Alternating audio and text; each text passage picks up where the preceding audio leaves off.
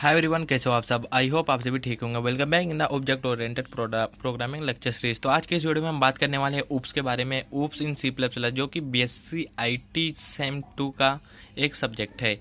हम इसके बारे में जानने वाले हैं ऊप्स इसके बारे में अभी हम जो लेक्चर डालेंगे वो थ्योरी लेक्चर्स ही रहेगा, और बाकी जो प्रैक्टिकल्स का है वो मैंने आप बता दिया कि आपको प्रैक्टिकल्स कैसे करने हैं, और जो प्रैक्टिकल हमने किए हैं वो काफ़ी इंपॉर्टेंट्स हैं। वो भी मैं आपको प्रोवाइड करा दूंगा नेक्स्ट वीडियो में। कौन कौन से प्रैक्टिकल करने हैं, अगर वो सिर्फ आप उतने भी कर लेते हैं अगर एग्ज़ाम प्रिपरेशन के लिए, तो उतने भी काफ़ी हैं, क्योंकि हमने सब इंपॉर्टेंट जितने भी टॉपिक पूछे जाते हैं एग्जाम में वो सब किए। फ्रेंड फंक्शन, वर्चुअलाइजेशन और ऊप्स कि क्या क्या है। तो चलिए अभी हम इसका थ्योरी देख लेते हैं कि क्या क्या थ्योरी एग्जाम में पूछे जाते हैं, मतलब क्या क्या थ्योरी हमको पूछ सकते हैं। तो चलिए देखते हैं। कॉन्सेप्ट ऑफ ऊप details, concept of oops in details. सबसे पहले यानी ऐसा आपको बोल सकता है, right the concept of oops, या फिर explain the oops in details, कुछ भी पूछ सकता है ऊप्स के बारे में, तो उसको हमको एक्सप्लेन करना है। तो ऊप्स क्या है? OOPS stand for object oriented programming, ये इसका फुल फॉर्म है, object oriented programming language. OOPS main purpose to deal with world entity using programming language. Okay, OOPS के फीचर्स क्या हैं? इसमें क्लास रहता है, क्लास हम बनाते हैं, जो कि हम पहले नहीं बनाते होंगे, आपने सी पढ़ा होगा, उसमें क्लास वगैरह नहीं बनाए होंगे। इसमें हम क्लास बनाते हैं। Class is collection of object, यानी बहुत सारे ऑब्जेक्ट मिलके एक क्लास बनता है। जैसे कि हमारे घर में, हमारा घर है, एक क्लास है। अब क्लास के इसके अंदर, घर के अंदर क्या रहता है? फैन रहते हैं, टेबल रहती है, कुर्सी रहती है, ये सब ऑब्जेक्ट हो गया। ओके, समझ में आ रहा? Class is the template, we can call it logical entity, we can define only logic in this, इसमें लॉजिक कुछ ना कुछ रहता ही है। Class don't take any space, इसका खुद का कोई स्पेस नहीं है। देयर इज नो मेमोरी, इसकी मेमोरी भी नहीं है। It is a use defined data type, ये डेटा टाइप की तरह है। डेटा टाइप जो यूज करते हैं ना हम, क्या बोलते हैं उसको, इसका क्लास का जो नाम देते हैं उसी तरह हम ये भी यूज करते हैं। Inside a class we define variables, contents, members, function, other functionality, it's bind data and function together in a single unit. मतलब क्या है? जो भी हम क्लास बनाते हैं, क्लास का जो नेम देते हैं उसका वेरिएबल, समझ रहे, वो कंटेंट्स मतलब उसका कुछ नाम रख सकते हैं। जैसे क्लास स्टूडेंट लिख दिए, तो स्टूडेंट एक क्लास के अंदर क्या स्टूडेंट्स बहुत सारे रहते हैं, उसको उनकी क्या फंक्शनैलिटी है वो सब हम करते हैं। फिर क्लास के अंदर जो भी हम कोड लिखते हैं वो क्या करता है? बाइंड करता है, उसको पूरा कोड से एक साथ जोड़ लेता है, उसके अंदर क्या क्या हो रहा है सब नीचे क्लास बन जाती है। Okay, it together in the single unit, एक सिंगल यूनिट में बाकी सारे कोड को संभाल के रखता है। ओके, ये क्लास का वो है। आपको इतना जरूर कोई बात नहीं, आप ध्यान में बस समझ लेना, आपको बना के भी लिखना है, अपने से ही लिखना है सारा, बस आपको पॉइंट्स ध्यान में रखने हैं। फिर ऑब्जेक्ट क्या है? An object is a real world entity that has attributes, behaviour and properties, इसके अंदर एट्रीब्यूट, बिहेवियर एंड प्रॉपर्टीज है। When we make an object for a class then there will be available space and memory for the class. हमने यहाँ पे क्या पढ़े? यहाँ पे खुद की स्पेस एंड मेमोरी नहीं रहती है। जब हम इसमें ऑब्जेक्ट बनाते हैं, मैंने बताया ना कि क्लास के बाद जो जैसे क्लास स्टूडेंट लिखे, क्लास किसी का नाम लिखे, क्लास फैन लिख दिए, तो फैन उसका क्या हो गया? क्लास का एक ऑब्जेक्ट हो गया। तो यहाँ पे जो हम ऑब्जेक्ट डिफाइन कर देते हैं तो उसकी मेमोरी एंड स्पेस बनती है, उससे पहले उसकी कोई स्पेस नहीं लेता है। यहाँ पे फिर ये मेमोरी लेगा इन द क्लास। और फिर देखिए क्या है? It contains member function variable that we have defined in the class, it makes space in the memory. Okay, ये पॉइंट ये थोड़ा अलग तरीके से लिखा है। डिफरेंट ऑब्जेक्ट है, डिफरेंट स्टेट्स और एट्रीब्यूट्स एंड बिहेवियर, समझ के सबका अलग अलग है behaviour and attributes. I hope class and object समझ में आ गया होगा। फिर अभी हम क्या देखेंगे यहाँ पे हम ऊप्स के 4 पिलर्स, इसी में वही क्वेश्चन है, उसमें हम ऊप्स के 4 पिलर्स हैं, मतलब ऊप्स का वही फीचर्स उसमें बहुत ही इंपॉर्टेंट है। अगर ऊप्स के बारे में पूछा तो हमको ये पिलर्स बताने जरूरी हैं। इसका पहला क्या है? इनहेरिटेंस है। It is a main feature of oops, ये इनहेरिटेंस एक इंपॉर्टेंट फीचर है ऊप्स का, नॉर्मली लिख दिए। In this we got reusability, मतलब हम इसका दोबारा इस्तेमाल भी कर सकते हैं। We can use our source code reuse for the class extended, हम तो अपने कोड को दोबारा यूज कर सकते हैं इनहेरिटेंस का इस्तेमाल करके। When one object collect all the properties and behaviour of the parent object it is known as inheritance. मतलब क्या हुआ, ये अपने पेरेंट की क्या ले लेता है, इसका जो पेरेंट रहता है इसके अपने पेरेंट की क्या खूबी, इसके अपने अंदर क्या खूबी रखता है कि अपने पेरेंट्स की वो अपना बिहेवियर एंड प्रॉपर्टीज़ ले लेता है। उसके पास जो भी रहता है, उसके पास जैसे इसके पेरेंट्स के पास जो भी प्रॉपर्टी रहती है, मतलब जो कुछ भी उसके पास रहता है, या फिर उसके बाद ये उसका, इसको बोल सकते हैं ये उसका सन हो गया, सब इसके पेरेंट्स का जो भी सामान है वो इसका हुआ। हाँ, तो ये क्या करता है, ये उसकी प्रॉपर्टीज एंड बिहेवियर ले सकता है। It is known as inheritance. It is use to run time polymorphism. Okay, फिर अगला जो है वो है polymorphism. Polymorphism is the same object having different behaviour is called polymorphism. मतलब कोई एक टास्क है उसको डिफरेंट टाइप से पूरा किया जा सकता है, उसको पॉलीमॉर्फिज्म बोलते हैं।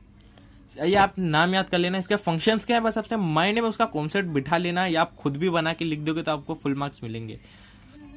बस कितने 4, अभी मैंने 2 बताया, 4 हैं, चारों का नाम याद कर लेना, और उसका कॉन्सेप्ट हिंदी में अपने माइंड में रखना। आपको ज़्यादा ज़रूरी नहीं है हिंदी में, आप वहाँ पे इंग्लिश में ट्रांसलेट करके थोड़ा बहुत बना के लिख दोगे तो आपको मार्क्स ज़रूर मिलेगा। पॉलीमॉर्फिज्म क्या है, पॉलीमॉर्फिज्म मतलब ये है कि ये जैसे कि मुझे कहीं यहाँ से कहीं जाना है, तो वहाँ पे जाने के लिए मैं ये बाय बस भी जा सकता हूँ, बाय ट्रेन भी जा सकता हूँ, और पैदल भी जा सकता हूँ। यानी अलग अलग वे है मेरे को जाने पर, पहुँचना वही है, एक ही टास्क परफॉर्म करना है। क्या टास्क है, कोई मेरा को वहाँ पे जाना है, वो अलग तरीके से भी जा सकते, तो उसको बोलते हैं पॉलीमॉर्फिज्म। ओके, फिर है इनकैप्सुलेशन। इनकैप्सुलेशन, कैप्सूल, यहाँ पे ध्यान दिए, कैप्सूल जो हम टेबलेट एक रहती है, उसके अंदर क्या रहता है, उसमें बहुत सारे उसके अंदर दवा रहती है, जो कि वो कैप्सूल अपने अंदर बांध के रखता है, उसको कहीं जाने नहीं देता। बहुत सारी दवा उसके अंदर मिक्स रहती है, ऊपर से कवर रहता है, मतलब वो कैप्सूल रहता है। तो उसी से हमको ध्यान में रखना है।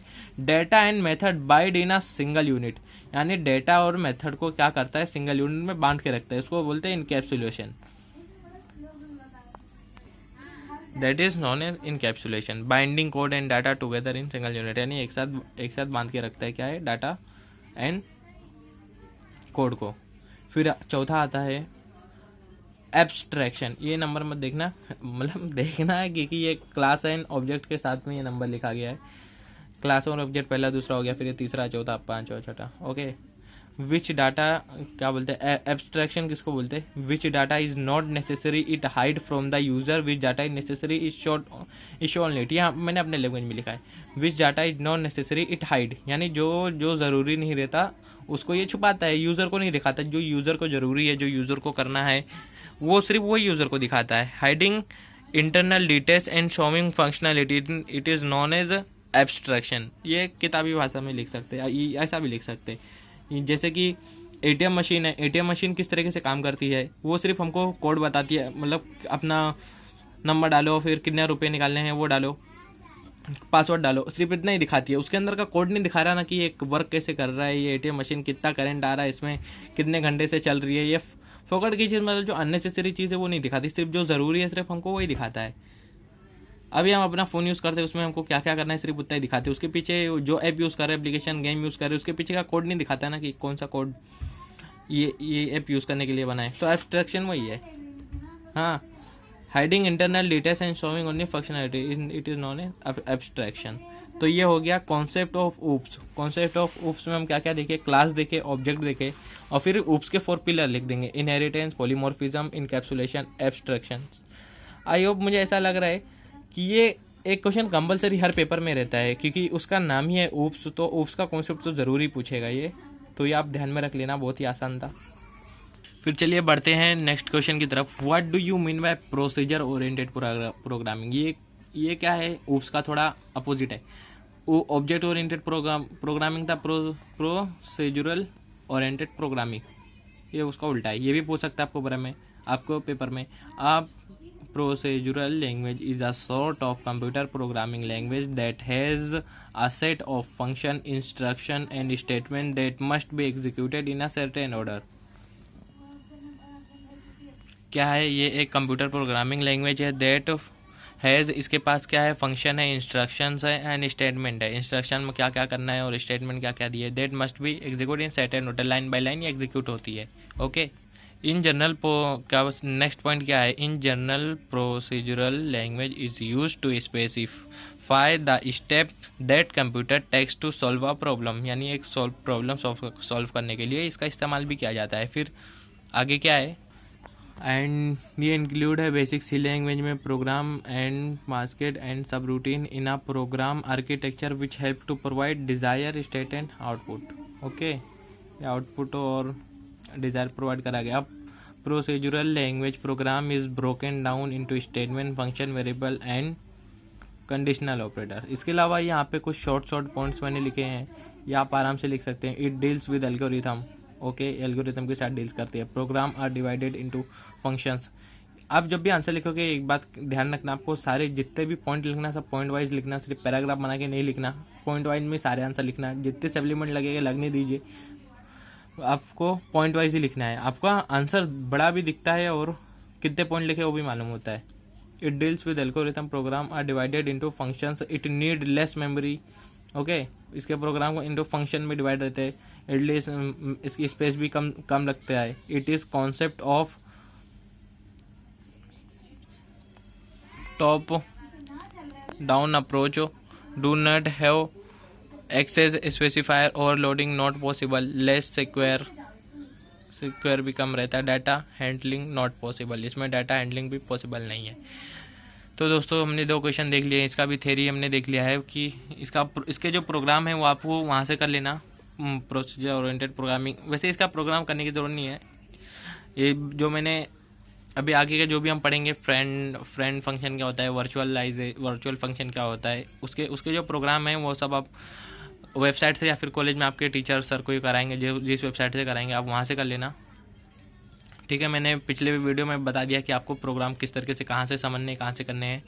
तो अभी हम थ्योरी से पढ़ेंगे। तो मिलते हैं नेक्स्ट वीडियो में कुछ और इम्पोर्टेंट क्वेश्चंस के साथ। तब तक के लिए bye, thanks for watching everybody, share with your friends.